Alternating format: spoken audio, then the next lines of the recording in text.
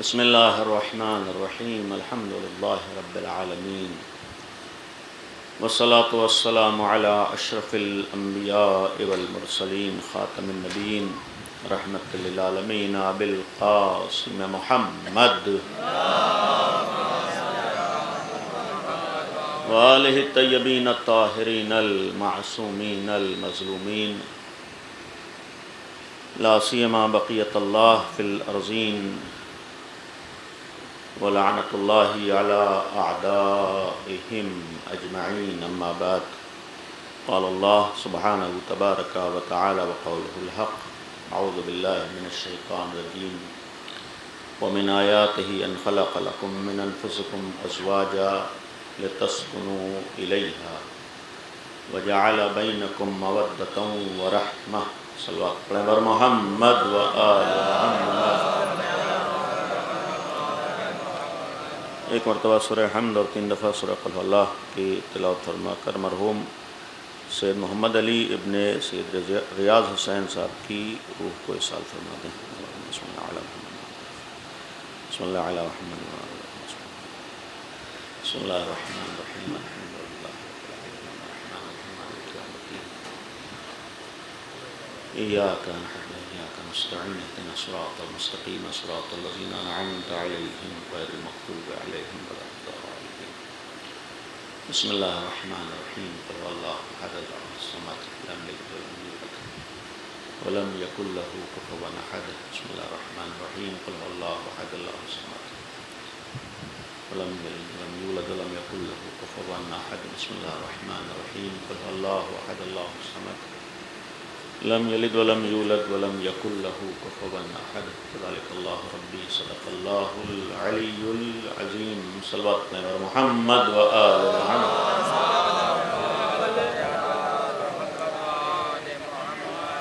اصال ثواب کی مجلس ہے اور بہرحال موسم کی شدت کو دیکھتے ہوئے کوشش ہوگی کہ اس کا بھی خیال رہے اور بعض چیزوں کے کہنے کی ضرورت نہیں، خود آدمی کا چہرہ اظہار کر دیتا ہے اور بہرحال محسوس ہو رہا ہے کہ وقت بھی شدید ہے، سخت ہے، لہذا دوسری اہم چیز جو خیال ہے یہاں الحمدللہ ہمارے یہاں بہت سی جگہوں پر کہ نماز سے پہلے مجلس ختم ہو جائے تاکہ ایصال ثواب میں مزید اضافہ ہو جائے، اس لیے کہ ہم لوگ جتنا اللہ کا خیال کریں گے اتنا ایصال ثواب بڑھے گا اور جتنا بے توجہی کریں گے اتنا ایصال ثواب گھٹے گا، اس لیے کہ ایصال ثواب ہمارے کاموں سے نہیں ہوتا ہے بلکہ ایصال ثواب اللہ کی خوشنودی سے ہوتا ہے۔ تو یہ الحمدللہ سب کو معلوم ہے کہ جتنا ہم لوگ اللہ کا خیال کریں گے اتنا ثواب میں اضافہ ہی ہوگا، اور چونکہ سب کو معلوم ہے کہ ایصال ثواب رسموں کی ادائیگی سے نہیں ہوتا ہے، اس کام سے ایصال ثواب ہوتا ہے جس سے وہ خوش ہو جائے جس کو ثواب پہنچانا ہے۔ لہذا بہرحال وقت کے اندر کوشش ہوگی بات مکمل ہو جائے۔ جو آیہ کریمہ آپ کے سامنے تلاوت ہوئی ہے، موضوع شاید عجیب سا ہو لیکن ایک تو مناسبت کے مد نظر بھی ہے اور دوسرے ضرورت کے مد نظر کوشش ہوگی اگر بات پہنچ سکے اور وقت مل جائے۔ زوجین کے درمیان جو اسلامی نقطہ نظر سے بعض ذمہ داریاں بیان ہوئی ہیں اور اس رشتے کو کس نگاہ سے اسلام نے دیکھا ہے اور اس سلسلے میں اسلامی تعلیمات کیا ہیں۔ البتہ یہ بھی ایک حقیقت ہے کہ اس وقت ہمارے سامنے جو مجمع ہے ایک بہت بڑی تعداد ہے جس کو اس موضوع پر بہرحال اب ضرورت نہیں رہ گئی ہے، اور لیکن معلومات کے لیے بعض باتیں بیان ہو جانا کوئی برا نہیں ہے، اور ظاہر سی بات ہے کہ بعض ضرورتیں چاہے سماج انہیں محسوس نہ کرے لیکن ضرورتیں ہوتی ہیں، اور اسی لیے اللہ نے جو قرآن کی آیت میں نے آپ کے سامنے پڑھی ہے اسی ذیل میں ہمارے ہاں جو ایک عنوان استعمال کرتے ہیں شریک حیات۔ شریک حیات کے ایک معنی ہوتے ہیں کہ جب تک حیات ہے تب تک شریک کی ضرورت ہوتی ہے، یعنی اسی لیے شریک حیات ہیں، یعنی زندگی کا ساتھی۔ تو گویا جب تک ہم زندہ ہیں ہمیں اس رشتے کی بھی ضرورت ہوتی ہے، ولو بعض چیزوں کو سماج برا سمجھنے لگے، بعض چیزوں کو سماج برا بنا دے، بعض چیزیں سماج میں آج چاہے تسلیم نہ کی جائیں، لیکن یہ اپنی جگہ مسلم ہے کہ اللہ نے جب انسان کو خلق کیا ہے تو ایک انسانی ضرورت کا نام اس کا ساتھی ہونا ہے۔ یعنی یہ بھی ایک قابل توجہ چیز ہے کہ انسانی ضرورت کا نام ہے کہ اس کا ایک زندگی کا ساتھی ہو۔ انسان عمر کے کسی بھی مرحلے پر ہو، انسان عمر کے کسی بھی پڑاؤ پر ہو، ہر انسان کو ایک زندگی کے ساتھی کی ضرورت ہے۔ لہٰذا یہاں پر اس سلسلے میں دو باتیں عرض کروں گا۔ جو ہمارے بعض سماجی چیزیں ہیں یا ہمارے یہاں رسم و رواج جن کو بنا دیا گیا ہے، ایک بعض چیزیں ہمارے ہاں بری سمجھی جاتی ہیں جو بری نہیں ہیں۔ حتیٰ یہ بھی عرض کروں کہ آج ہمارے ہاں بعض چیزیں جو بری نہیں ہیں انہیں برا سمجھا جاتا ہے، اور جو بری ہیں انہیں برا نہیں سمجھتے ہیں۔ یہ ہو گیا ہے کہ بہت سی ایسی چیزیں جو آہستہ آہستہ غلط ہیں وہ غلط نہیں سمجھی جاتی ہیں، لیکن جو چیز ضرورت ہے اسے ہم لوگ معیوب سمجھتے ہیں۔ اس کا ایک نمونہ میں عرض کروں گا کہ آج کے زمانے میں جو آہستہ آہستہ ایک فیشن بھی بعض چیزیں بن گئی ہیں، اور یہ زمانے کی بدبختی ہے کہ گناہوں کو لوگ فیشن سمجھنے لگے ہیں۔ یہ ترقی نہیں ہے، یہ کامیابی نہیں ہے، یہ انسانی پستی کی دلیل ہے کہ جب گناہ انسان کے لیے عزت کا سبب بننے لگے۔ اس دن سے پناہ مانگیے اور اللہ کا شکر ادا کیجئے کہ میرا طنز نہیں کر رہا ہوں، اس شہری ہونے سے لاکھ درجے اچھا دیہاتی اور گاؤں کا ہونا ہے کہ جہاں پر ہم لوگ گناہ کو گناہ سمجھ رہے ہوں۔ یعنی ہمارے یہاں اگر یہ احساس باقی ہے کہ گناہ گناہ ہے، برائی برائی ہے، ورنہ آج ترقی کا ایک نتیجہ یہ بھی ہوتا ہے کہ گناہ فیشن بن جاتے ہیں، یعنی برائیاں فیشن بن جاتی ہیں، اور جب تک آپ وہ گناہ نہ انجام دیجئے آپ بیکورڈ سمجھے جائیں گے۔ آج یہ نوبت آئی ہے کہ آج آپ بعض گناہ نہ کیجئے تو آپ پچھڑے ہوئے ہیں، آپ گاؤں کے ہیں، آپ اللہ کا شکر ادا کیجئے، خدایا وہ گاؤں کا ہونا لاکھ درجے اچھا ہے کہ ہم تیری معصیت میں زندگی گزار رہے ہوں۔ یعنی اس غلط فہمی کا شکار نہ ہو۔ ترقی کا مطلب یہ نہیں ہوتا ہے کہ آدمی کس راستے پر چل رہا ہے، ترقی کا مطلب ہوتا ہے کہ جس نے ہمیں خلق کیا ہے اس کی رضا کے ساتھ ہماری کتنی زندگی گزر رہی ہے۔ اور اس کا ایک نمونہ آج ہمارے ہاں جو گناہوں کو گناہ نہیں سمجھا جاتا، مثلا جو میں نے سماج کی بات کہی، جو برائیاں ہیں وہ برائیاں نہیں ہیں، اور جو برائیاں نہیں ہیں انہیں ہم برائیاں سمجھتے ہیں۔ اس کا ایک نمونہ آج کے زمانے میں اگر کوئی نوجوان بالخصوص، اب تو بستیوں میں بھی ہے لیکن شہروں میں جا کر کسی کی اگر دوستی ہو جائے صنف مخالف سے، یہ جو آج ہمارے ہاں ایک یہ بھی رسم بلکہ کہوں کہ فیشن ہے کہ بوائے فرینڈ اور گرل فرینڈ والا جو آج کھیل ہے، اور یہ جو معاملات ہیں آج اگر ہم کو معلوم ہو جائے آج کے زمانے، مثال کے طور پر کوئی الحمدللہ ہمارے ایسا نوجوان نہیں ہوگا جو غلط راستے کو اختیار کرے، اگر کسی کے بارے میں پتہ ہو کہ یہ مثال کے طور پر اس محبت کے شکار ہے یا اس محبت میں زندگی گزارا ہے، تو آج ہمارا سماج اس چیز کو برا نہیں سمجھتا، آج ہمارا سماج اس چیز کو برا نہیں سمجھتا۔ حتیٰ یہاں تک نوبتیں آ رہی ہیں کہ ماں باپ کو معلوم ہے کہ مثلاً ہمارا بیٹا اس میں زندگی گزار رہا ہے تو ہم اسے معیوب نہیں سمجھتے ہیں۔ حتیٰ اگر آج آپ کی بیٹی آ کر آپ کے سامنے اظہار کر دے یا آپ کو علم ہو جائے کہ اس کی محبت کسی سے ہے تو ہماری نظر میں وہ معیوب نہیں رہ گیا ہے، برا نہیں، ہم سمجھتے ہیں آج زمانے کی ضرورت ہے، یعنی آج ہم یہ سمجھتے ہیں کہ یہ زمانے کی ضرورت ہے، یہ عیب نہیں ہے، یہ برائی نہیں ہے۔ میں نے ایک بات عرض کی ہے کہ جو چیز برائی نہیں ہے اسے ہم برائی سمجھتے ہیں، اور جو برائی ہے وہ ہمارے یہاں برائی نہیں ہوتی ہے، یہ یقیناً غلط ہے۔ شرعی نقطہ نگاہ سے بھی اجازت نہیں ہے کہ کوئی حرام دوستی میں زندگی گزار رہا ہو، یعنی اسلامی نقطہ نظر سے، بلکہ یہ کہوں کہ انسانی اور اخلاقی نقطہ نظر سے اجازت نہیں ہے کہ کوئی حرام دوستی میں زندگی گزار رہا ہو۔ بہرحال ناموس ہے، جس طریقے سے ہماری بیٹی ہے ویسی دوسرے کی بھی بیٹی ہے، جیسے ہماری بہن ہے ویسی دوسروں کی بہن بھی ہے، جیسے ہماری ناموس ہے ویسی دوسروں کی ناموس بھی ہے۔ جس چیز کا آپ کا ضمیر گوارا نہیں کرتا ہے ویسی دوسرے کا ضمیر بھی گوارا نہیں کرتا ہے۔ اسی لیے معصوم کی ایک روایت نوجوانوں کے لیے ہے کہ جب کسی نامحرم کی طرف نگاہ اٹھ رہی ہو تو اس وقت اس بات کا خیال کرو کہ تمہارے گھر میں بھی ناموس پائی جاتی ہے، یعنی یہ بھی ایک قابل غور چیز ہے کہ تمہارے گھر میں بھی ناموس پائی جاتی ہے۔ تو آج ہمارے ہاں یہ چیز بری ہے، غلط ہے، لیکن آج معلوم ہو جائے یا اظہار ہو جائے تو ہم لوگ برا نہیں سمجھتے ہیں۔ ایک مرحلہ ہمارے ہاں جو رسم کی بہرحال یہیں سے بات شروع ہو گئی کہ ایک اور ہمارے یہاں مسئلہ ہے کہ آج کے زمانے میں مثال کے طور پر کوئی مصلحت پروردگار کی بنیاد پر اکیلا ہو جائے، یعنی کوئی کسی وجہ سے، بہت سے مرحلے آتے ہیں تنہا ہو جانے کے، انتقال ہو گیا، طلاق ہو گئی، یا مختلف چیزیں ہیں۔ آج ہمارے سماج میں یہاں کا بہرحال مکمل علم نہیں ہے، لیکن ایک کلی طور پر عرض کروں، آج ہمارے یہاں انسان اگر اکیلا ہو جائے تو پھر اس کے لیے دوبارہ زندگی کا ساتھی تلاش کر لینا بہت سخت مرحلہ ہوتا ہے۔ یعنی آج ہے ہمارے یہاں ایک انسان اگر اکیلا ہے جو اس کی ضرورت ہے، جو میں نے ابتدا میں ایک بات کہ شریک حیات، یعنی جب تک ہماری حیات ہے تب تک شریک کی ضرورت ہے، یعنی وہ شریک جو ہماری ضرورت کا نام ہے، اگر کہیں کوئی اس ضرورت کا اظہار کر دے تو سماج اسے برا مانتا ہے، برا سمجھتا ہے، جبکہ یہ برا نہیں ہے، اس لیے کہ یہ تو انسانی ضرورت کا نام ہے۔ جو چیز بری ہے اسے ہم برا نہیں سمجھتے ہیں، یعنی جو چیز بری، اس کا ایک اور نمونہ، بہرحال یہ تو ان لوگوں کے لیے بات عرض کی ہے کہ جو دو ہو چکے تھے پھر اکیلے ہو گئے ہیں، یعنی یہ بھی ہمارے سماج میں اسے برا نہ سمجھنا چاہیے۔ بہرحال یہ بھی ایک ضرورت ہے جس کی طرف توجہ ہونا چاہیے، اس لیے کہ یہ بھی یقین رکھیے سماج میں شیطان تو موقع تلاش کرتا ہے کہ ایسے سماج کو بگاڑا جائے۔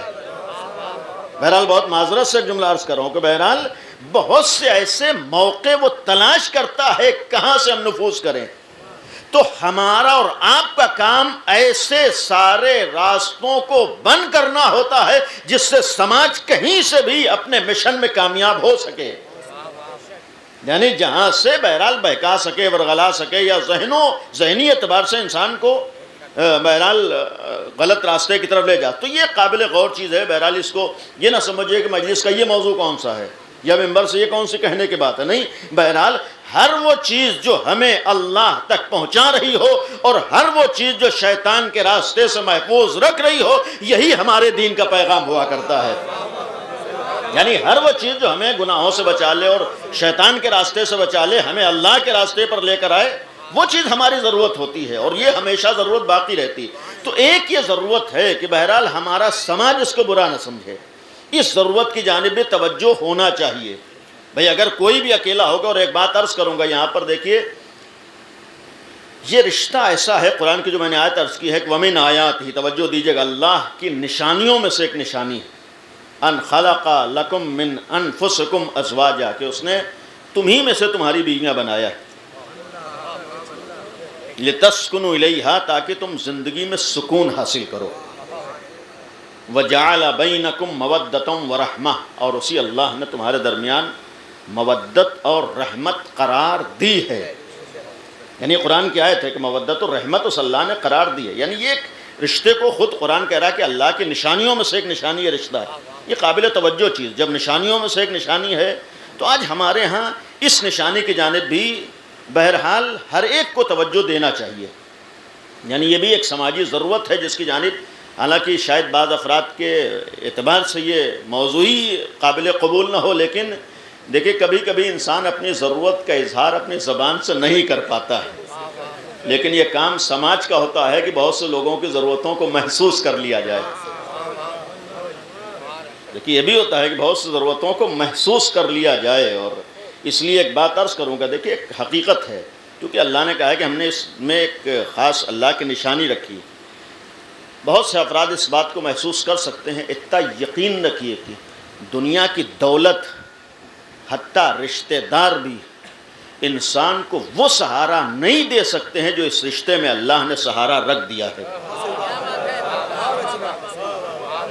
یعنی اتنا یقین رکھیے کہ جو سہارا اس رشتے میں ایک دوسرے کو مل جاتا ہے، اتنا سہارا نہ تو دولت سے ملتا ہے، نہ پیسوں سے ملتا ہے، نہ گھر کے بھرے ہونے سے ملتا ہے۔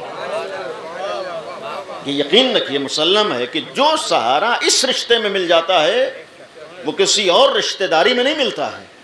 بہرحال اولاد ہوں، بچے ہوں، گھر والے ہوں، یقین رکھیے کہ یہی سہارا انسان کی زندگی کو آگے بڑھنے کا حوصلہ بھی عطا کر دیتا ہے۔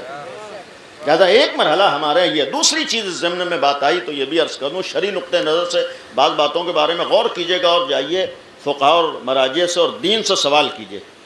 ہمارے شریعت میں بعض معاملات میں شریعت بہت حساس ہے، بعض شرعی احکام ہیں، اس چیز کی طرف بھی کسی حد تک توجہ دینا چاہیے۔ دیکھیے ایک مرحلہ شریعت میں آتا ہے کہ جب دو حکم شریعت کے ایک ساتھ ٹکرا رہے ہوں تو وہاں یہ طے کرنا ہوتا ہے کس کی اہمیت زیادہ ہے، کس کی اہمیت زیادہ ہے۔ تو وہاں شریعت کا معاملہ یہ ہوتا ہے جس کی اہمیت زیادہ ہوتی ہے وہ آپ کا فریضہ ہوتا ہے، دوسرا حکم اس وقت آپ کا فریضہ نہیں ہوتا ہے۔ میں مثالیں دو تین عرض کر دوں۔ مثال کے طور پر ہر آدمی کے لیے جان کا بچانا واجب ہے۔ لا تلقوا ایدیکم الی التہلکہ، اپنے ہاتھوں اپنے کو ہلاکت میں نہ ڈالو، یہ حرام ہے، یعنی اپنی ذات کو نقصان پہنچانا حرام ہے، اپنے کو گویا قتل تک لے جانا یہ حرام ہے۔ شریعت میں ہمارے دین میں اجازت نہیں ہے کہ آدمی کوئی بھی ایسا کام کرے جس سے اس کو نقصان پہنچ رہا ہو۔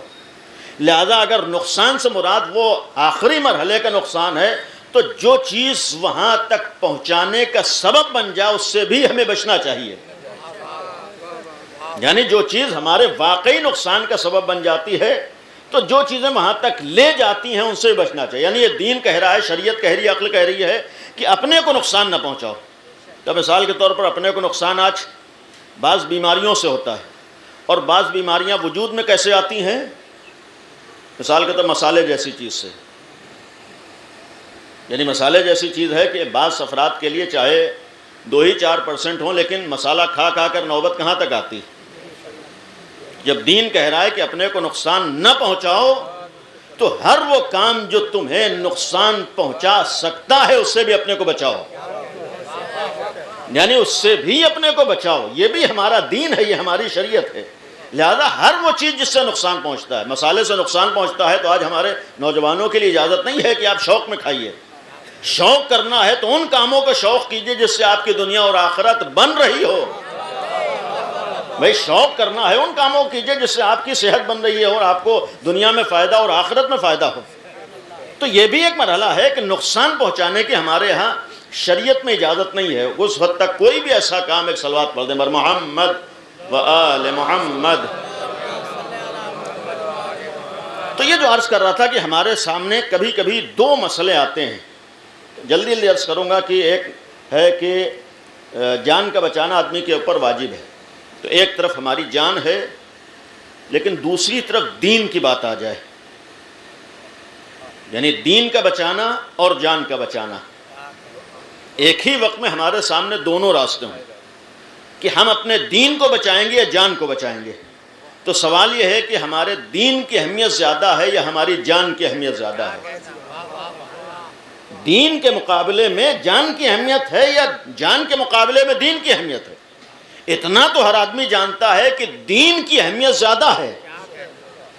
اسی بنیاد پر کربلا میں نواسۂ نبی کے سامنے دو راستے تھے، حسین ابن علی کے سامنے کربلا میں دو راستے تھے، ایک طرف اللہ کا دین تھا اور دوسری طرف حسین ابن علی اپنی جان کو لیے ہوئے کھڑے تھے۔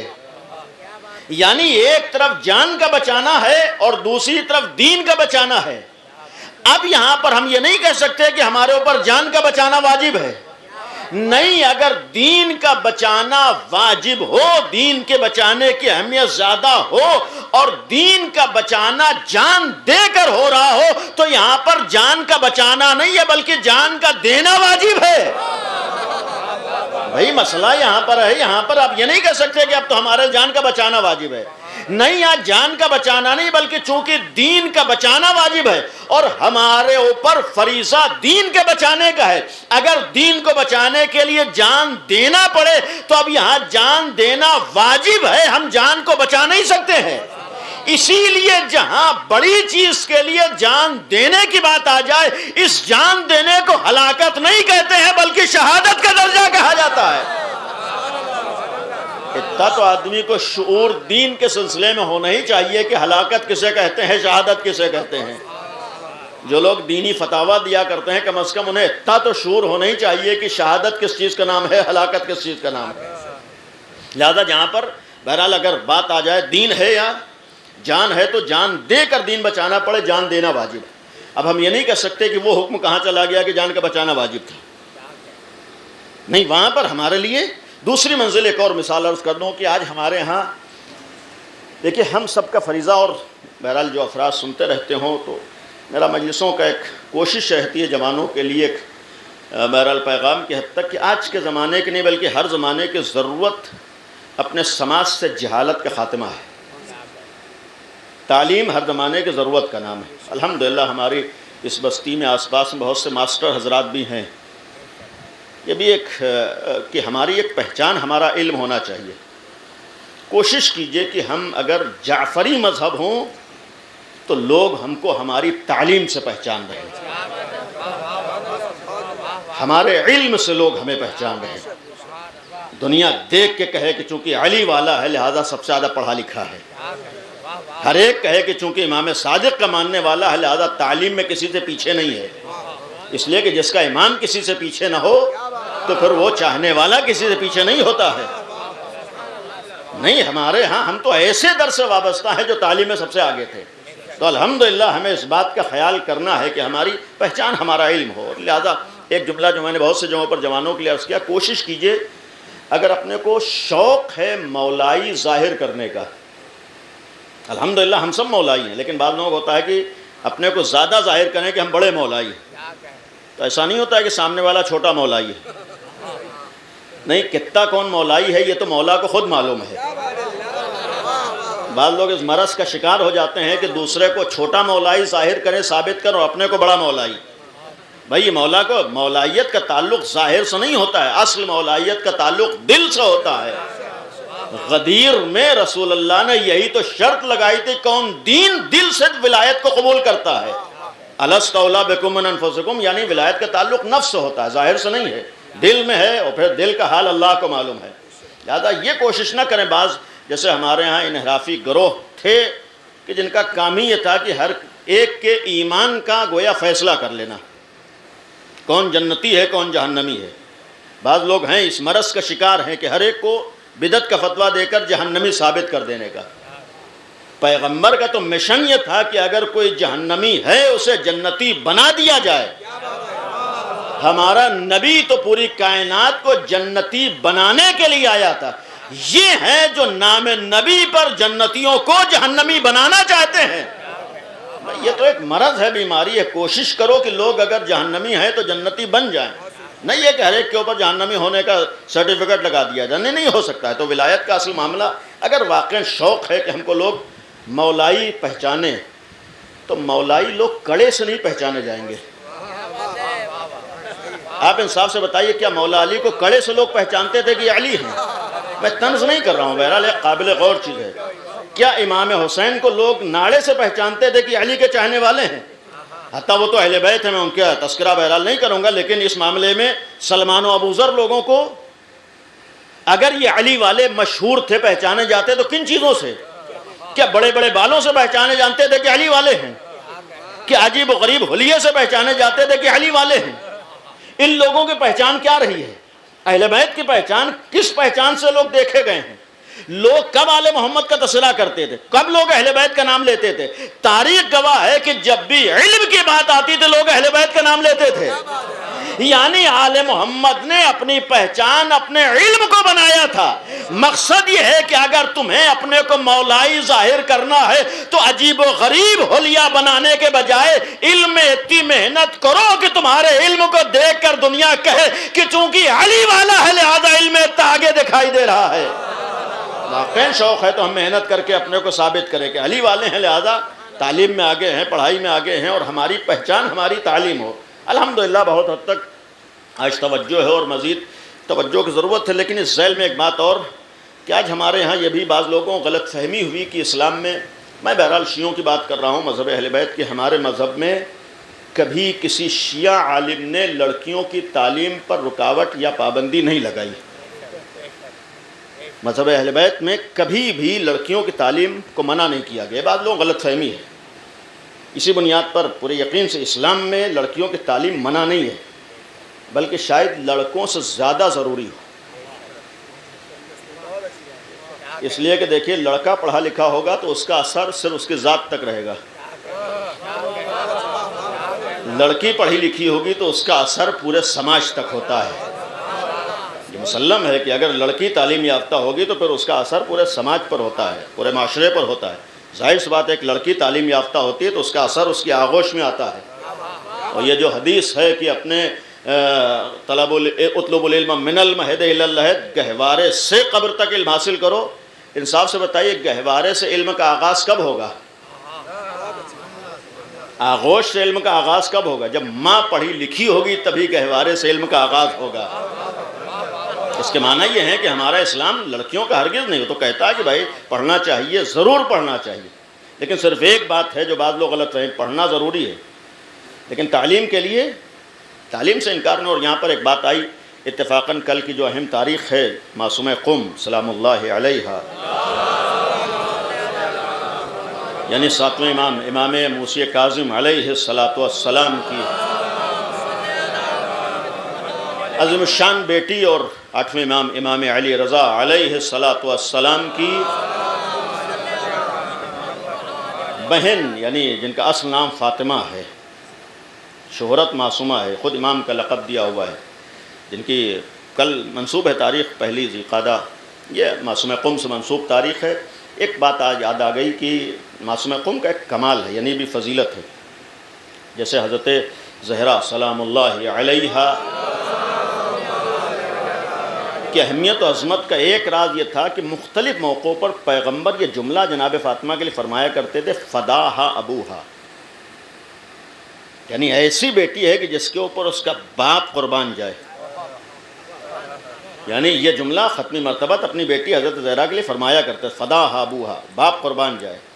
یہ عظمت کی دلیل تھی، یہ اہمیت کی دلیل تھی. یعنی گویا اس عظمت تک کوئی نہیں پہنچ سکتا ہے. بالفرض تاریخ میں اگر ہم بعض بیٹیوں کو گویا بنا بھی لے جائیں، کسی کے لیے یہ جملہ آپ نہیں دکھا سکتے ہیں تاریخ میں کہ نبی کسی بھی بیٹی کے لیے یہ کہے کہ نبی اس کے اوپر قربان جائے. اگر نبی نے جملہ کہا ہے تنہا فاطمہ زہرا کے لیے، یہ ایک اہمیت کی دلیل تھی. آپ آئیے، معصومہ قم کے سلسلے میں ایک واقعہ سنا ہوا ہے کہ کچھ لوگ مدینے آئے ساتویں امام سے ملنے کے لیے، اور اس زمانے میں تھا جو لوگ ملنے آتے تھے وہ لوگ علمی سوالات بھی کرتے تھے. یعنی جب کسی امام کے پاس جاتے تھے تو پھر وہاں خالی اپنی ضرورتیں بیان نہیں کرتے تھے بلکہ اپنی دینی ضرورت کو بھی بیان کرتے تھے. ایک ہوتا ہے کبھی خالی مادی ضرورت آدمی بیان کرتا ہے، ایک معنوی ضرورت، یعنی لوگ آ کر سوالات کرتے تھے. جلدی عرض کر دوں کہ جس وقت لوگ آئے ساتویں امام گھر پہ نہیں ہیں. معصومہ قم نے سوال کیا کس لیے آئے ہو؟ ملنے کے لیے آئے ہیں اور کچھ سوالات ہیں جو لے کر آئے ہیں. وہ پرچہ اندر بھیج دو. پرچہ گیا جس کے اوپر سوالات لکھے تھے. معصومہ قم نے، آپ کو معلوم رہے کہ ان کی ٹوٹل ایج 17 سے 18 سال ہے، چونکہ 173 ہجری آپ کی ولادت ہے اور 201 ہجری آپ کی وفات ہوئی ہے قم میں آ کر، تو تقریباً 18 سال کی عمر ہے. مدینہ کا واقعہ یعنی اس سے پہلے کا واقعہ ہے. جب اندر پرچہ بھیجا گیا اس میں سوالات لکھے تھے تو معصومہ قم نے انہی سوالات کے نیچے جوابات لکھ دیے. اسی سوالات کے نیچے معصومہ قم نے جوابات لکھ دیے. یہ لوگ واپس جا رہے ہیں، اتفاقاً واپس جا رہے ہیں، ادھر سے ساتویں امام تشریف لا رہے ہیں. ملاقات ہوئی، مولا آپ سے ملنے کے لیے گئے تھے، آپ سے ملاقات نہیں ہو سکی. یہ ہماری خوش قسمتی تھی کہ آپ سے ملاقات ہو گئی. ہاں سوالات بھی تھے جو آپ کی بیٹی نے جوابات دے دیے ہیں، آپ کی بیٹی نے جوابات دے دیے. امام نے ان جوابات کو دیکھا. جوابات کو دیکھنے کے بعد جو جملہ امام کاظم نے فرمایا ہے وہی بعین ہی جملہ جو ختمی مرتبت اپنی بیٹی کے لیے فرمایا کرتے ہیں. جیسے ہی اس جواب کو دیکھا وہی جملہ ادا کیا، فداہا ابوہا، اس کا باپ اس کے اوپر قربان جائے. یعنی یہ ایک عظمت کی دلیل ہے کہ فداہا ابوہا، باپ قربان جائے. اب یہاں سے اتنا تو ثابت ہے کہ آل محمد کے گھروں میں خالی مرد تعلیم یافتہ نہیں ہوتے تھے، خالی یہاں لڑکے پڑھے لکھے نہیں ہوتے تھے. یہ جواب اس بات کی دلیل ہے کہ آل محمد کے ہاں جیسے لڑکوں کی تعلیم کی طرف توجہ تھی ویسی لڑکیوں کی تعلیم کی طرف بھی توجہ تھی. یعنی ایسا نہیں تھا کہ یہاں لڑکیوں کو نہیں پڑھایا گیا، نہیں، خود ہی اس بات کا ثبوت ہے، پڑھی لکھی. ہاں بس ایک مسئلہ آتا ہے کہ دیکھیے ابھی جو میں نے عرض کیا کہ جب دو چیزیں ٹکرا رہی ہوں تو وہاں دیکھا جاتا ہے اہمیت کس کی ہے. ایک طرف دین ہے، ایک طرف جان ہے. ایک طرف دین ہے، ایک طرف جان ہے، تو وہاں دین کی اہمیت زیادہ ہے. جان کو اگر قربان کرنا پڑے تو جان کا قربان کرنا دین کے لیے واجب ہو جاتا ہے، جس کو ہمارے یہاں شہادت سے تعبیر کرتے ہیں. ایک معنی. دوسرا ایک مرحلہ ہے کہ ہمارے یہاں صاف صاف عرض کروں پردہ واجب ہے. حالانکہ آج کے سماج میں، آج کے زمانے میں پردہ اردہ تو اب یہ پرانی باتیں ہوتی جا رہی ہیں، اب تو دقیانوسی باتیں ہوتی جا رہی ہیں۔ پردے کا آپ تذکرہ کیجئے، اب کہاں 1400 سال پرانی آپ بات کریں، زمانہ کتنا ترقی کر گیا، آج کے زمانے میں کہاں پردہ ہو سکتا ہے؟ بھئی آپ یہ پرانے زمانے کہاں لے کر، پرانے زمانے کی باتیں لے کر بیٹھ جاتے ہیں۔ ہم تو ترقی یافتہ ہو گئے اور دنیا کہاں سے کہاں پہنچ گئی، اور آج فضاؤں کی سیر ہو رہی ہے اور آسمانوں کا سفر ہو رہا ہے، اور آپ پرانے 1400 سال پرانے پردے کی باتیں کر رہے ہیں۔ کہاں پردے میں رہ کر کوئی پڑھ سکتا ہے؟ یہی آج ہمارے یہاں غلط فہمی ہے۔ معصوم قوم کا تذکرہ اس لیے کیا کہ نہیں، انسان حجاب و پردے میں رہ کر بھی تعلیم یافتہ ہو سکتا ہے۔ پردہ ضروری ہے، بہرحال تعلیم ضروری ہے، لیکن سوال یہ ہے کہ اگر تعلیم ضروری ہے، پردہ بھی واجب ہے۔ ایک سوال ہے، بہرحال آپ علماء سے پوچھئے گا کہ تعلیم ضروری ہے، پڑھائی لکھائی ضروری ہے، پردہ بھی ضروری ہے۔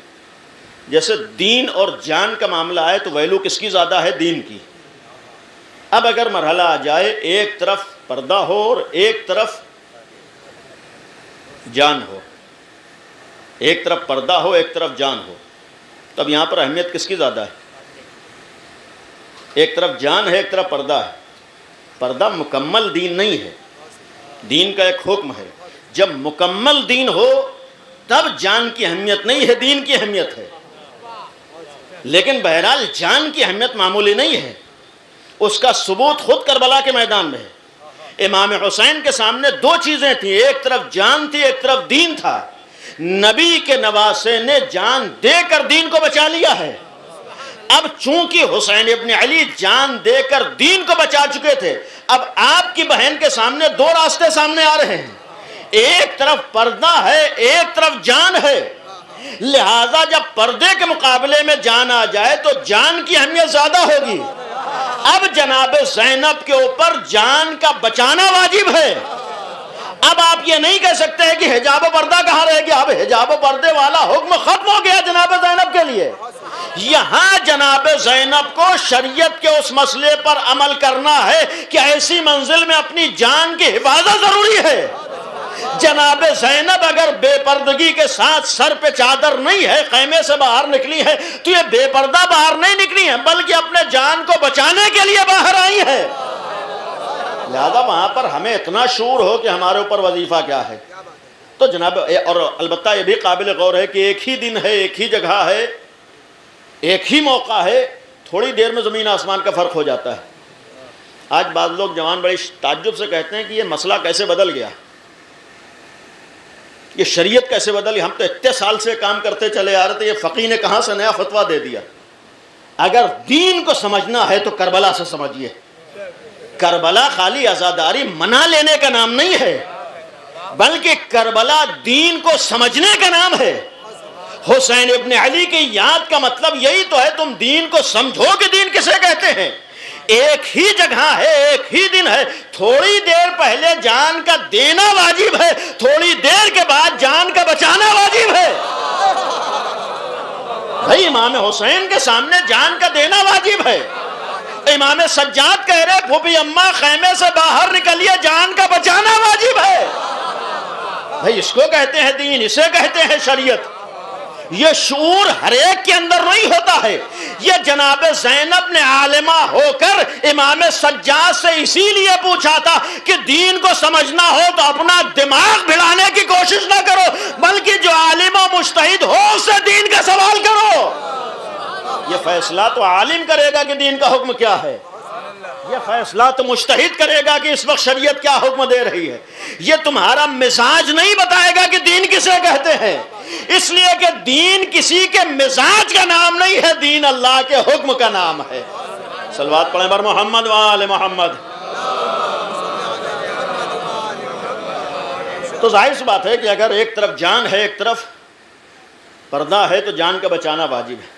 اب اس کی ایک اور مرحلے پر آگے آئیے کہ جب میں نے کہا دو مسئلے ہوں تو جس کی اہمیت زیادہ ہے وہ ہے آج کے زمانے میں ہمارے اور آپ کے سامنے، ایک طرف پردہ ہے اور ایک طرف پڑھائی لکھائی ہے، تعلیم ہے۔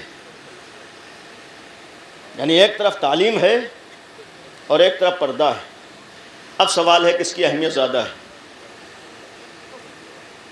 یعنی ایک طرف دین کو بچانا ہو، یعنی پردے کو بچانا ہو، اور ایک طرف تعلیم حاصل کرنا ہے۔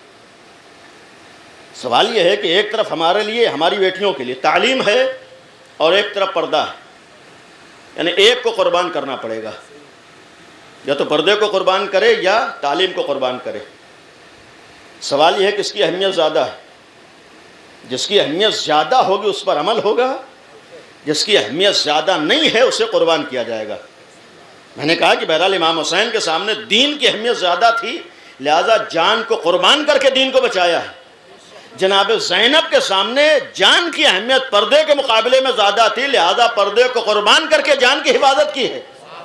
ہمارے اور آپ کی بیٹیوں کے سامنے پردہ ہے اور تعلیم ہے۔ تعلیم ضروری ہے، لازم ہے، لیکن جو تاکید اور جو وجوب پردے کے لیے ہے وہ تعلیم کے لیے نہیں ہے۔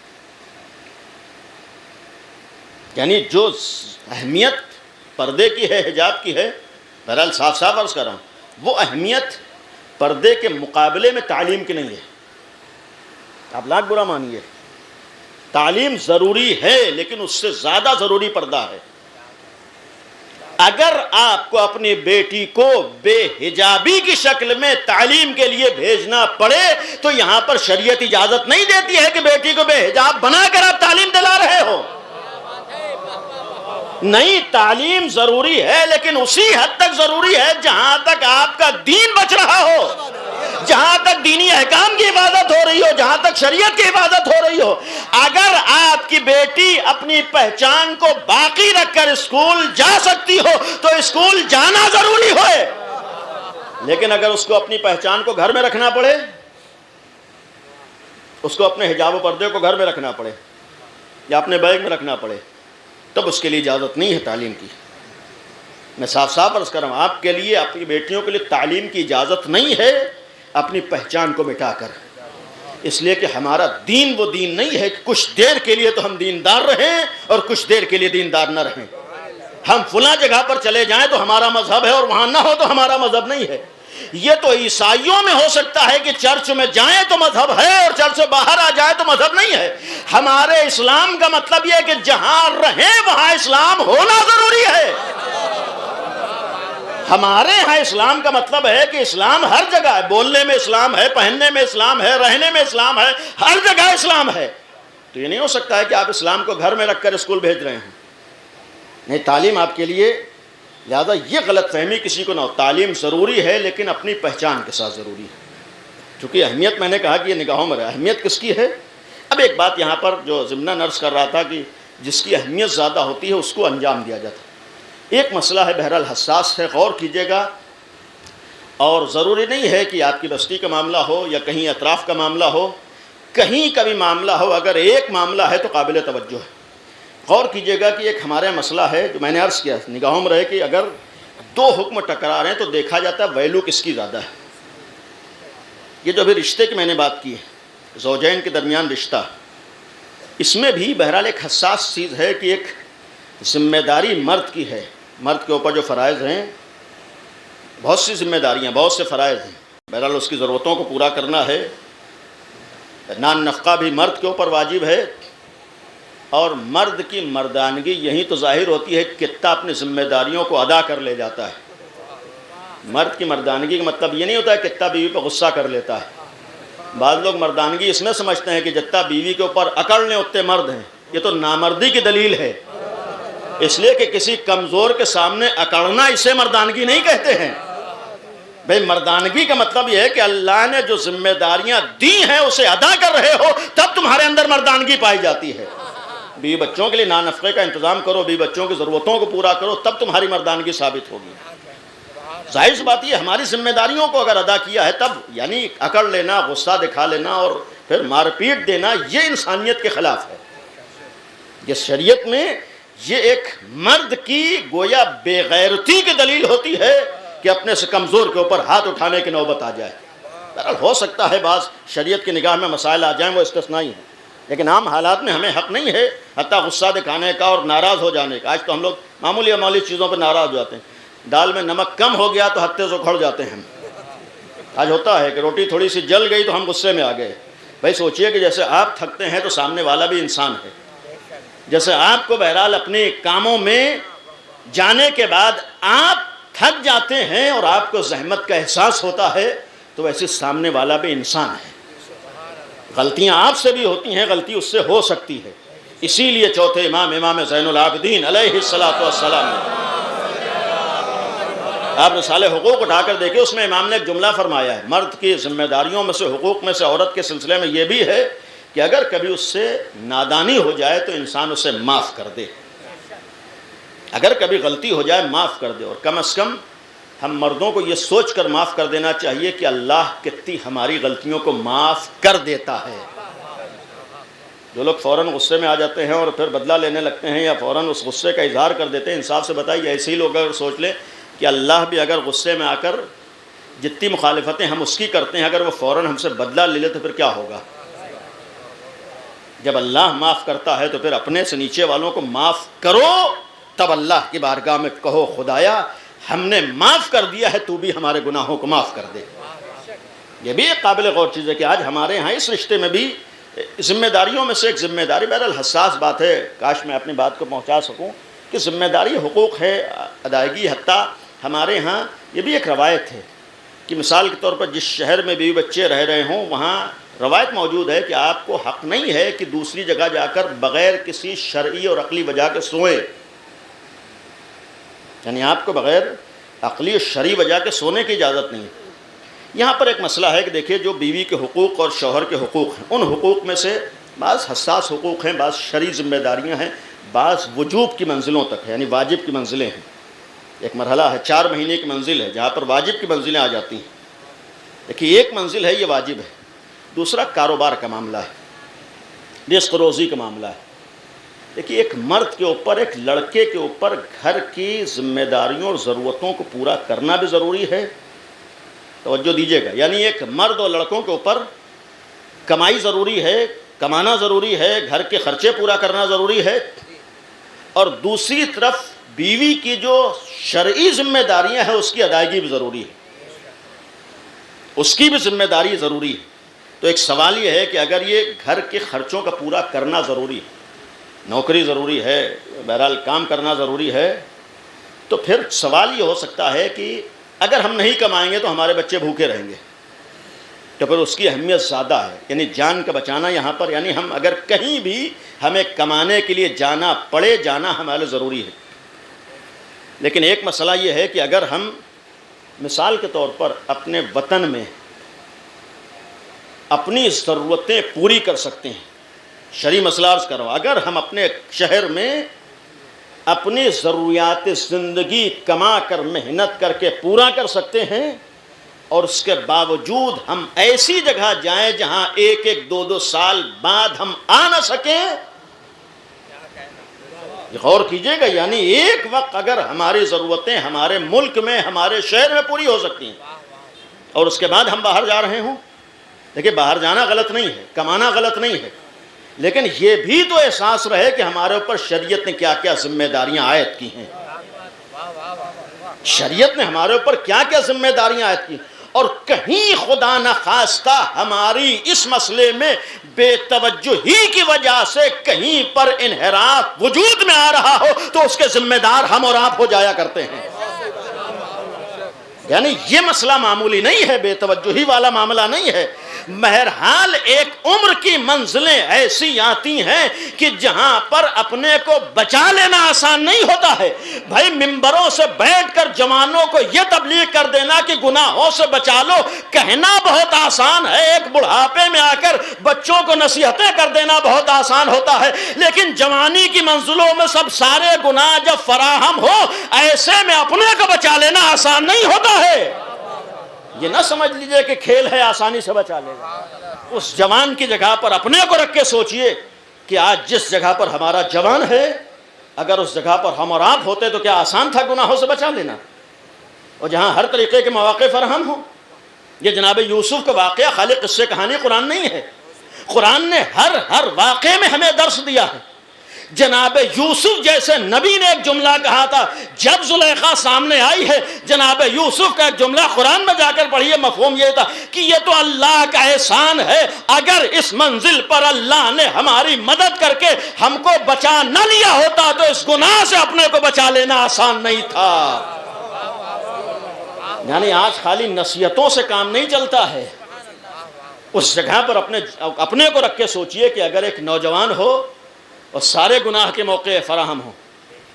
آج موبائل جیسی چیزیں جب ہاتھوں میں, ہر طریقے کے گناہ اس کے ہاتھوں میں ہیں, جس طرف نگاہ اٹھا کر دیکھتا ہے ہر طریقے کے ماحول, تو وہاں بچا لینا آسان نہیں ہوتا ہے.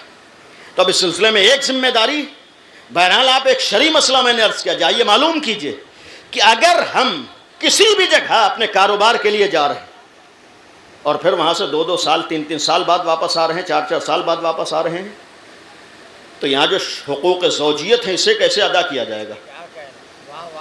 اور اگر اس سلسلے میں انحراف کا امکان پایا جائے, جہاں بہکنے کا امکان پایا جائے, بہرحال میں نے نگاہوں میں کوئی ایک بھی نہیں ہے اور الحمدللہ سب محفوظ رہتے ہیں, لیکن بہرحال امکان ہے یا نہیں ہے؟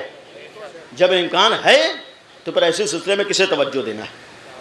بہرحال ختم کر رہا ہوں, باتیں بہت سی تھیں, یہ بھی ایک ہمارے ہاں ذمہ داری ہے. جو ایک بات آ گئی, دیکھیے ایک مسئلہ ہے, یہ بھی عرض کر دوں کہ آج خالی نصیحتوں سے کام نہیں چلتا ہے, بلکہ جو اللہ نے حلال راستے بنائے ہیں ان حلال راستوں کو ہمیں سخت بنانے کے بجائے آسان کرنا ضروری ہے. آج کے نہیں بلکہ ہر زمانے کا ایک بدترین گناہ اور بہکنے کا ایک راستہ یہی غلط رشتے ہوتے ہیں. ہر زمانے میں رہا ہے, آج بھی ہے.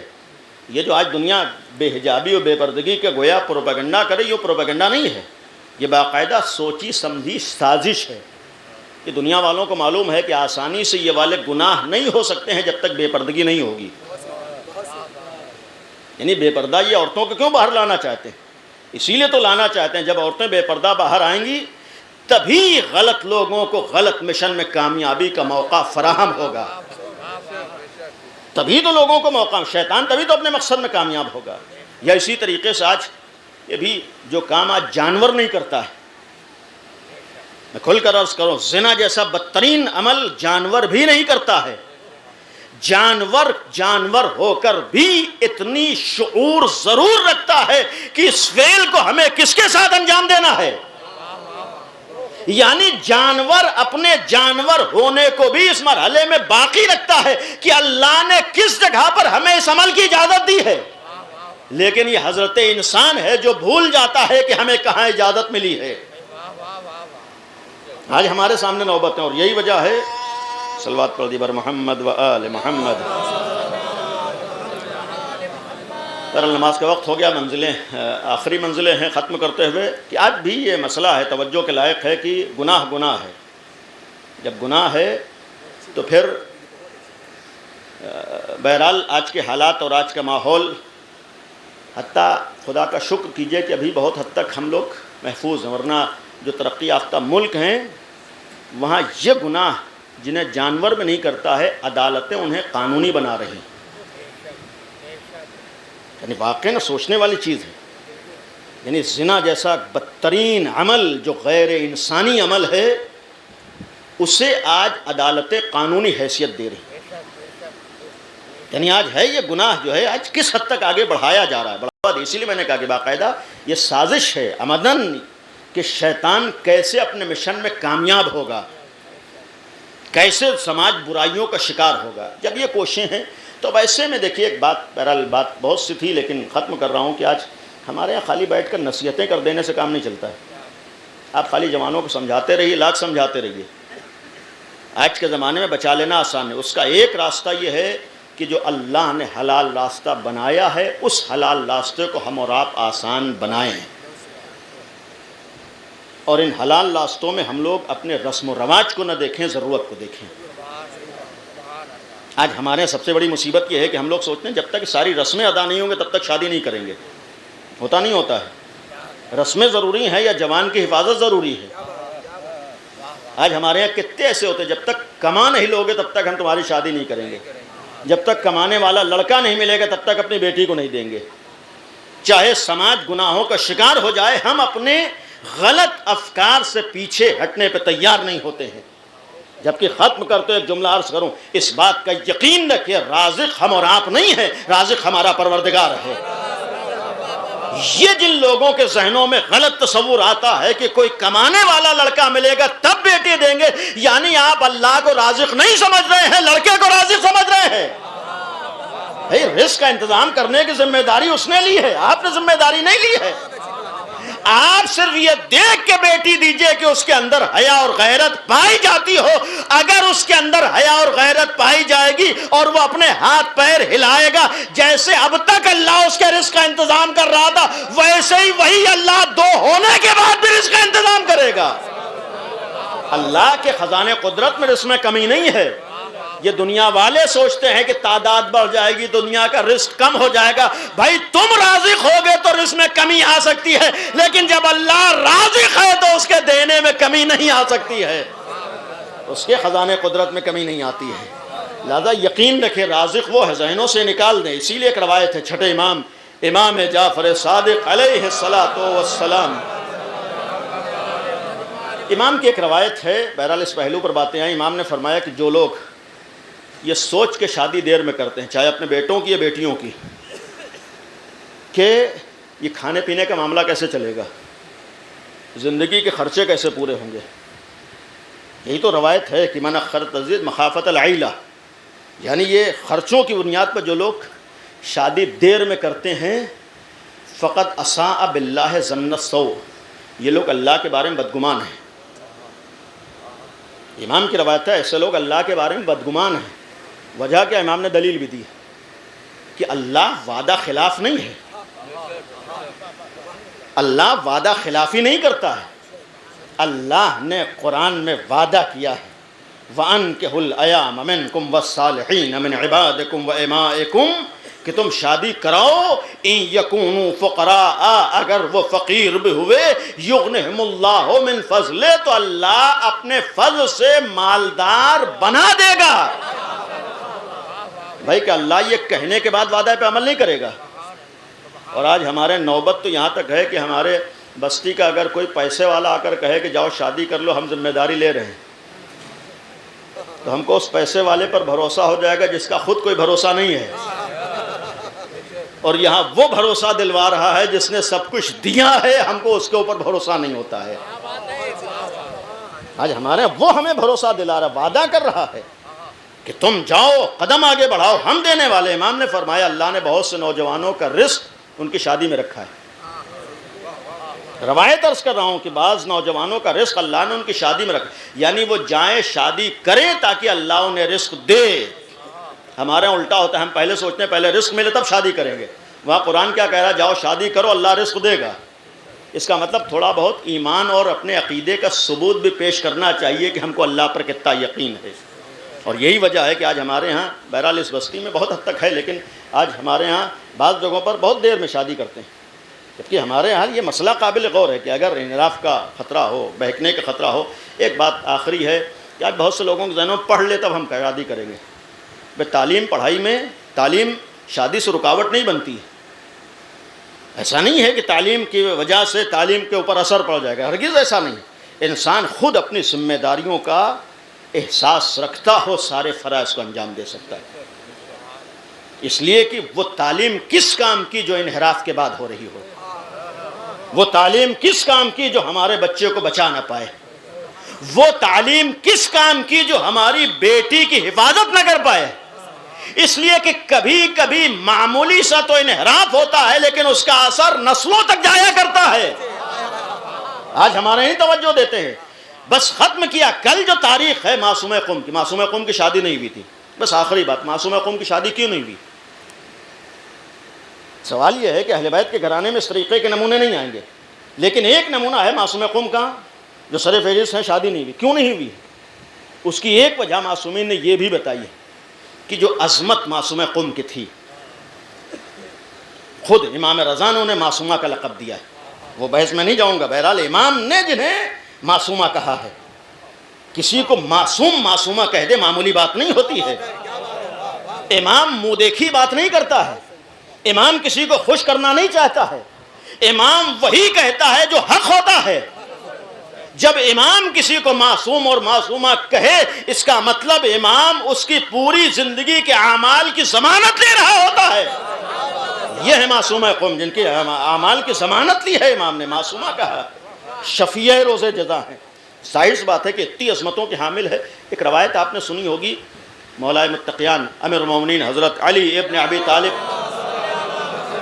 علیہ الصلوۃ والسلام کے سلسلے میں، یہ بھی بہرحال سامنے کی چیز ہے، مشہور روایت ہے، ختم مرتبہ پیغمبر اکرم حضرت محمد مصطفیٰ صلی اللہ علیہ وآلہ وسلم کی روایت ہے کہ اگر، یعنی متفق علیہ روایت ہے کہ اگر علی نہ ہوتے تو فاطمہ کا کوئی کفو نہ ہوتا۔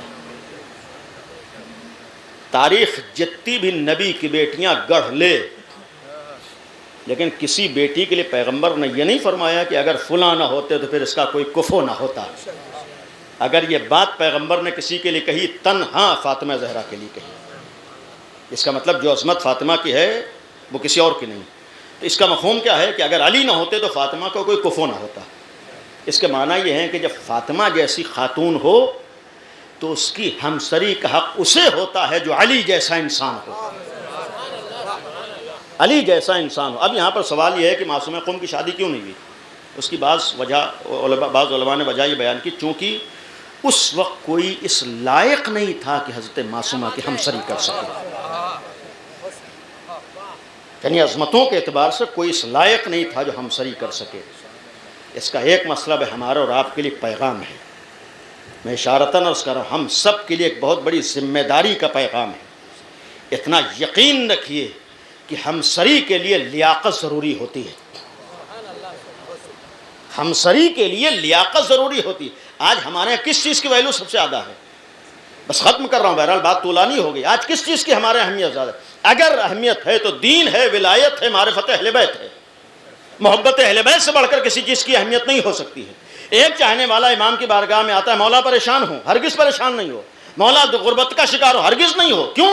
اس لیے کہ اللہ نے وہ چیز تمہیں عطا کر دی ہے جس کا مقابلہ دنیا نہیں کر سکتی۔ مولا وہ کون سی چیز ہے؟ امام نے پلٹ کے پوچھا تھا، اچھا انصاف سے بتاؤ، اگر کوئی یہ کہے کہ میں تم کو پوری دنیا دے رہا ہوں، ہماری ولایت اپنے دل سے نکال دو۔ امام نے سوال کیا ہے کہ اچھا یہ بتاؤ کہ اگر کوئی یہ کہے کہ پوری دنیا لے لو، اپنے دل سے ہماری ولایت و محبت کو نکال دو، کیا یہ معاملہ کرو گے؟ اس نے کہا کہ مولا دنیا کو ٹھوکر مار دوں گا لیکن آپ کی ولایت دل سے نہیں نکالوں گا۔ یہ ہے یا نہیں مسلم ہے؟ اس کا مطلب ہم کو جو اللہ نے چیز عطا کر دی ہے، اس کا مقابلہ دنیا سے نہیں ہو سکتا ہے۔ اس کا مقابلہ دنیا، سب سے بڑی چیز اتنا تو ثابت ہے کہ ولایت ہے، دین ہے، معرفت خدا ہے، محبت اہل بیت۔ جب سب سے بڑی چیز ولایت ہے، محبت اہل بیت ہے، تو پھر اتنا تو ثابت ہے کہ اگر کسی کے دل میں ولایت علی ہو تو کم از کم اس کی ہمسری کا حق اسی کو ہے جس کے پاس ولایت علی پائی جاتی ہو۔ کہ بہرحال آسان بات نہیں ہے، ہمسری کا حق اسی کو ہوتا ہے جس کے ہاں بہرحال کف ہونا پایا جاتا ہے۔ آسان بات نہیں ہے۔ آج ہم کف کس چیز کو سمجھتے ہیں؟ کف مال و دولت میں نہیں ہوتا ہے، اس لیے کہ ایسی چیز جس کا کوئی اعتبار نہ ہو وہ کف نہیں بن سکتا ہے۔ یہ نہیں ہے کہ ہم دولت مند ہیں تو سامنے والا دولت مند ہونا ضروری ہے، ہمارے پاس منصب ہے تو سامنے والے کے پاس کوئی نہ کوئی ڈگری ہونا چاہیے۔ اسے کف ہونا نہیں کہتے۔ کف کا مطلب ہے کہ اگر دین و ایمان ہے تو سامنے والے کے پاس دین و ایمان پایا جاتا ہو۔ اس کا سبب خالی رشتہ نہیں ہوتا ہے، اس کا سبب یہ ہوتا ہے کہ آنے والی نسلوں کی ذمہ داری ہمارے کندھوں پر ہوتی ہے۔ جب تک دونوں طرف ولایت و دین نہیں پایا جائے گا، نسلوں تک ولایت نہیں پہنچ سکتی ہے۔ اس کا مطلب ہے کہ اگر اس ذمہ داری کو ادا کرنا ہے کہ اولاد صاحب ولایت ہو تو پھر سامنے والے کو صاحب ولایت ہونا ضروری ہے۔ آج کتنے سے نمونے افسوسناک سامنے آتے ہیں کہ بہک کر دوسرے کا ہاتھ اپنا لیتے ہیں۔ پورے سماج میں، پورے قوم میں ایک بھی نمونہ ہے قابل افسوس ہے۔ ہم سب کو بہرحال یہ نہ سوچیں کہ فلاں کے گھر کا معاملہ ہے، ہماری قوم کا ایک معاملہ ہے، ہم سب کا معاملہ ہے، اور ہم سب کو غور کرنا، کوئی ایسی نوبت نہ آئے، کوئی بھی ایک ایسا نمونہ سامنے آئے کسی غیر کے ساتھ کوئی جائے، اپنی زندگی بھی برباد کرتا ہے، اور جو بھی غلط راستے کو اپنا رہا ہے، جو بھی کسی غیر کا ہاتھ تھام رہا ہے، یہ سمجھ لیجئے پوری نسل کی بربادی کا ذمہ دار وہ شخص ہے۔ اس کا مطلب اس نے معمولی گناہ نہیں کیا، اس لیے کہ دین کو آل محمد نے اپنے گلے کٹا کر بچایا ہے۔ شریعت کی حفاظت اہل بیت نے بچوں کی قربانیاں دے کر برداشت کی ہے۔ بہرحال مصلحت پروردگار ہے، جانے والا دنیا سے گیا ہے، بہرحال ایک عظیم انسان تھے، خدمت خلق کا جذبہ ان کے اندر تھا، تھوڑی بہت ملاقات تھی محمد علی صاحب، بہرحال اللہ کے جو مصلحتیں تھیں، صاحب اولاد جیسا کہ معلوم نہیں تھے، لیکن اللہ کی مصلحتوں کو کوئی نہیں سمجھ سکتا ہے۔ اللہ کسی کو دیتا ہے وہ بھی مصلحتوں کی بنیاد پر، نہیں دیتا ہے وہ بھی مصلحتوں کی بنیاد پر۔ ہم اپنے اعتبار سے سوچتے ہیں، لیکن ہمارا خالق ہمیں اپنے اعتبار سے عطا کرتا ہے، اور اس کے ہاں عدالت کے سوا کچھ اور نہیں پایا جاتا ہے۔ یقیناً وہ کریم پروردگار ہے، وہ عادل ہے اور حکیم بھی ہے، یعنی کچھ بھی کرتا ہے حکمت کے ساتھ کرتا ہے۔ جانے والا گیا ہے، بہرحال خدمتیں انجام دی ہیں، خدمت خلق کیا، اور ایک ایسے شعبے سے وابستہ رہے جو آج یقیناً حساس شعبہ ہے، جہاں پر حق کو حق کہہ دینا آسان نہیں ہوتا ہے، لیکن ایسے افراد تھے جنہوں نے بہرحال بہت حد تک قربانیاں دی ہیں۔ کوشش تھی کہ حق کو حق کہا جا سکے، اس لیے کہ ہمارا مشن حق کی حفاظت ہے اور عدل کا پیغام دنیا میں عام کرنا ہے، ظلم کو روکنا ہے۔ کربلا میں حسین ابن علی نے اپنے بچوں کی قربانیاں پیش کی تھیں۔ سخت ہوتا ہے شریک حیات کے لیے شوہر کا زندگی سے دنیا کے اپنی نگاہوں کے سامنے دنیا سے چلا جانا، لیکن کربلا والوں سے پوچھئے کہ کسی کا بچھڑنا کسے کہتے ہیں۔ آج اگر برسی کی مجلس بھی ہے تو اتنا مجمع پرسہ دینے کے لیے آیا ہے، لیکن کربلا میں جناب رباب سے پوچھئے، بات آئی تو عرض کروں گا کہ آج جناب زینب سے پوچھئے کہ اپنے عزیزوں کے لاشیں اٹھانا کسے کہتے ہیں، جناب ام کلثوم سے پوچھئے، جناب رباب جیسی خاتون کے دل سے پوچھئے۔ ایک عورت کے لیے شریک حیات کا گزر جانا بڑی مصیبت ہوتی ہے، امتحان ہوتا ہے، لیکن جہاں پر ایک خاتون نے اپنے اصغر جیسے بیٹے کو قربان گاہ میں بھیج دیا ہو، جناب رباب کے لیے جناب علی اصغر کی شہادت آسان نہیں تھی۔ اس شدید گرمی میں آپ بیٹھے، بس 2 جملے ہیں، آپ انصاف سے بتائیے، آج کل آدمی کو 2 دن کھانا نہ ملے آدمی برداشت کر لے گا، لیکن چند گھنٹے پانی نہ ملے، اور اس گرمی میں کتنے نمونے ایسے دیکھے ہوں گے۔ اگر بچہ پیاسا ہو، شاید آپ نے باہر بعض موقعوں پر صورتحال دیکھی ہو، اگر گود میں بچہ پیاسا ہو تو ماں کی کیفیت کیا ہوتی ہے۔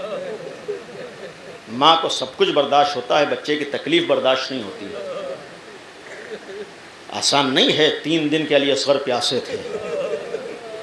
جناب رباب کے دل سے پوچھئے کہ جب ماں اپنے بچے کو دیکھتی ہوگی تو دل کا عالم کیا ہوتا ہوگا، اور جب پیاس کی کیفیت خود امام حسین نے بیان کی ہو کہ پیاس سے عالم یہ ہے کہ اب بچے میں رونے کی طاقت بھی ختم ہو گئی ہے، اب بچے میں تڑپنے کی طاقت بھی نہیں رہ گئی۔ ایک تعبیر ہے جس کو بعض علماء نے بیان کیا ہے کہ اب تو پیاس کی وجہ سے بچہ خالی منہ کو کھولتا ہے، بند کر دیتا ہے۔ اس کیفیت میں جب ماں اپنے بچے کو دیکھتی ہوگی تو عالم کیا ہوتا ہوگا، اور پھر 1-2 گھنٹے نہیں، 2-3 دن اگر بچہ اس عالم میں پیاسا رہے، اور ماں کیسے تڑپ جاتی ہوگی جناب رباب کے لیے۔ اور پھر یہی بچہ اگر ماں کے سامنے اس کی شہادت کی خبر آ جائے۔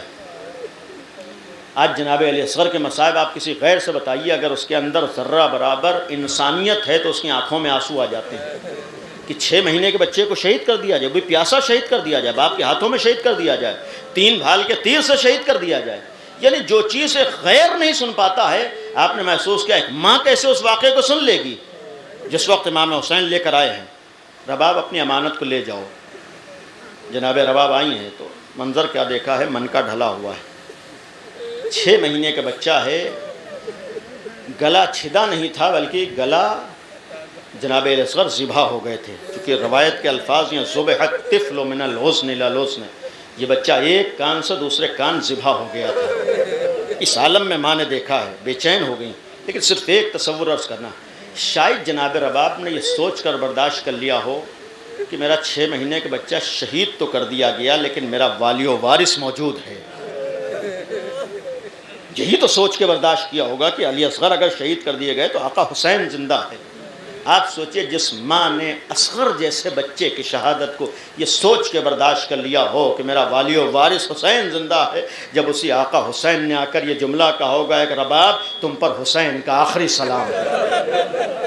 جناب رباب کے دل کا عالم کیا، میں نے اصغر کی شہادت کو یہی سوچ کے تو برداشت کر لیا میرا آقا حسین زندہ ہے، اور وہی آقا حسین آ کر فرما رباب تم پر حسین کا آخری سلام ہو۔ اب کس دل سے جناب رباب خدا حافظ کہیں؟ اور جو منظر اپنی نگاہوں کے سامنے آنے والا ہے، جناب رباب سے دل سے پوچھئے کہ حسین جیسا والی و وارث ہو اور ابھی اصغر جیسا بیٹا ذبح ہو چکا ہو، اصغر جیسا بیٹا شہید ہو چکا ہو، ایک ماں کے لیے یہ غم معمولی نہیں ہوتا ہے کہ 6 مہینے کا بچہ ابھی کچھ دیر پہلے شہید ہوا ہو اور کچھ ہی دیر کے بعد حسین جیسا والی و وارث مقتل کی طرف جا رہا ہو۔ اب جناب رباب اپنے کو کیسے سنبھالے، جناب رباب کیسے اپنے کو سنبھالے؟ عجیب و غریب کیفیت کا عالم ہے۔ ایک دفعہ جناب رباب کے کانوں میں ایک آواز گونجتی ہے، الا قتل الحسین بکربلا، الا ذبح الحسین بکربلا۔ ہائے رباب کے دل پہ کیا گزری ہوگی کہ حسین جیسا والی و وارث ہے۔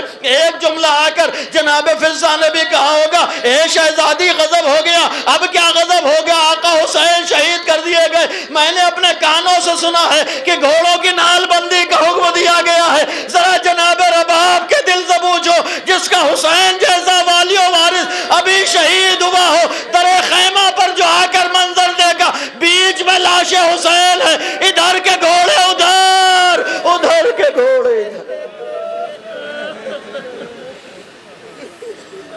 اللہ لعنت اللہ علی القوم الظالمین، سيعلم الذین ظلموا أي منقلب ينقلبون۔ ایک دفعہ سورہ حمد اور 3 دفعہ سورہ قل هو اللہ کی تلاوت فرما کر مرحوم سید محمد علی صاحب کی روح کو ایصال فرما دیں۔